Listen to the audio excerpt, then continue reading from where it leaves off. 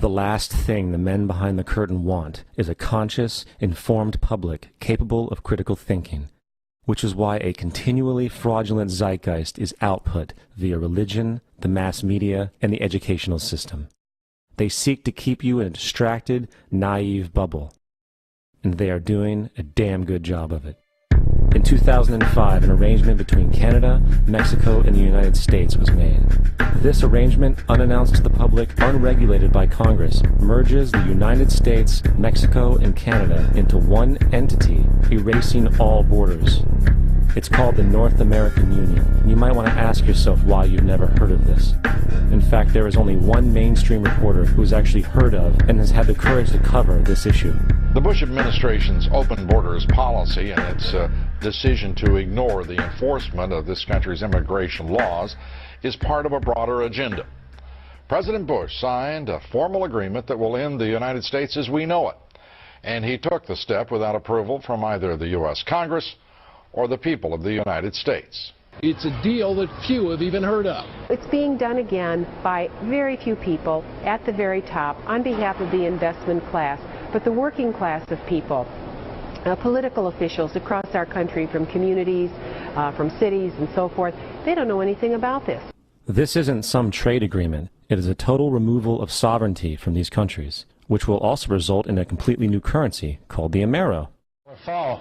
Apart from that, I think one thing people who are dollar-based need to focus on is the Amero. That's the one thing that nobody's talking about that I think is going to have a big impact on everybody's life in Canada, the U.S., and Mexico. The Amero is the proposed new currency for the North American community, which is being developed right now between Canada, the U.S., and Mexico to make a borderless community, much like the EU, and the dollar, Canadian dollar, U.S. dollar, and the Mexican peso replaced by the Amero. By default of this agreement, the American Constitution will eventually be obsolete. You would think that a situation like this would be on the cover of every major newspaper. That is until you realize that the people who are behind this movement are the same people behind the mainstream media, and you are not told what you're not supposed to know. The North American Union is the same concept as the European Union, the African Union, and the soon-to-be Asian Union, and the same people are behind all of them. And, when the time is right, the North American Union, the European Union, the African Union, and the Asian Union will be merged together, forming the final stages of a plan these men have been working on for over 60 years. A one-world government.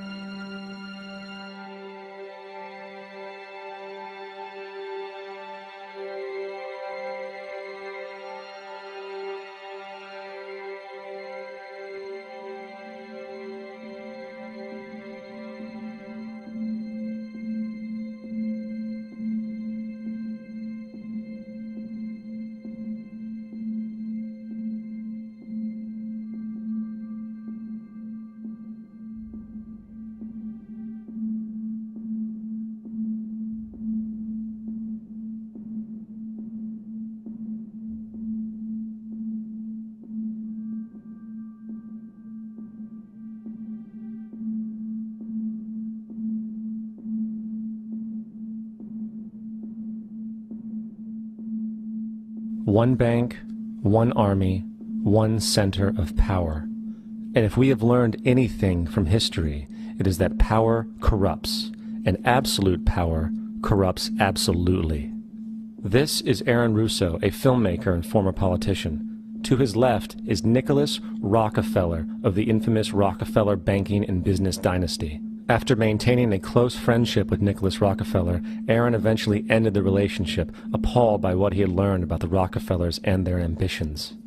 I got a call one day from an attorney woman I knew, and she said, "Would you like to meet one of the Rockefellers?"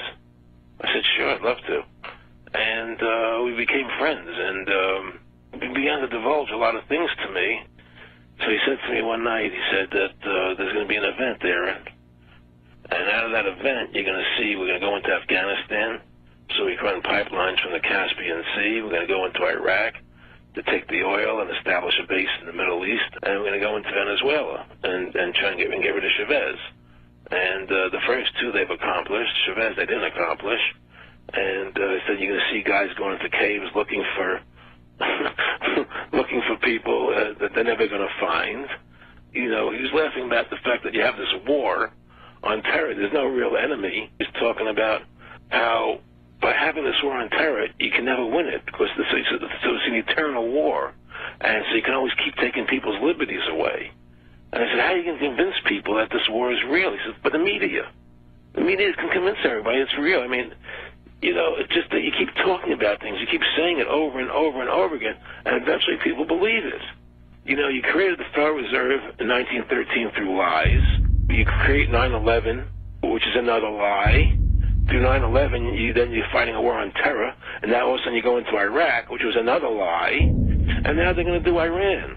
You know, and it's all one thing leading to another, leading to another, leading to another. Now, I would say, what are you doing this for? What's the point of this thing? You have all the money in the world you ever want. You have all the power. I said, you know, you're hurting people. It's not a good thing. And he would say, what do you care about the people for? Take care of yourself and you take care of your family. And then I said, so what are the ultimate goals here? He said, the ultimate goal is to get everybody in this world chipped with the RFID chip and have all money be on those chips and everything on those chips. And if anybody wants to protest what we do or violate what we want, we just turn off the chip. That's right, microchipped. In 2005, Congress, under the pretense of immigration control and the so-called war on terrorism, passed the REAL ID Act, under which it is projected by May 2008, you will be required to carry around a federal identification card, which includes on it a scannable barcode with your personal information.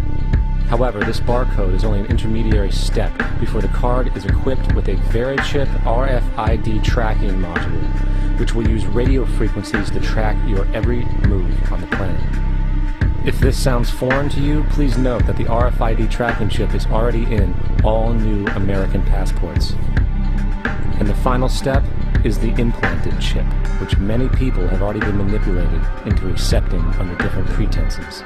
We have a Florida family who are really pioneers in a brave new world. They have volunteered to be the first ever to have microchip identification devices implanted into their body. After 9/11, I was really concerned with the security of my family. I wouldn't mind having something planted permanently in my arm that would identify me.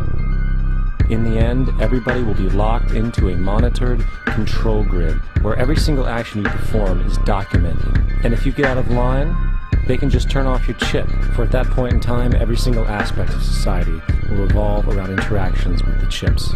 This is the picture that is painted for the future if you open your eyes to see it.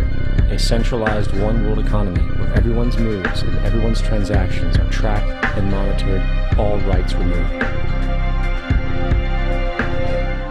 The most incredible aspect of all. These totalitarian elements will not be forced upon the people. The people will demand them.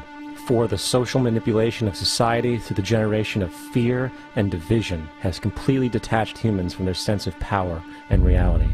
A process which has been going on for centuries, if not millennia. Religion, patriotism, race, wealth, class, and every other form of arbitrary, separatist identification and thus conceit has served to create a controlled population, utterly malleable in the hands of the few. Divide and conquer is the motto, and as long as people continue to see themselves as separate from everything else, they lend themselves to being completely enslaved. The men behind the curtain know this, and they also know that if people ever realize the truth of their relationship to nature, and the truth of their personal power, the entire manufactured zeitgeist they prey upon will collapse like a house of cards.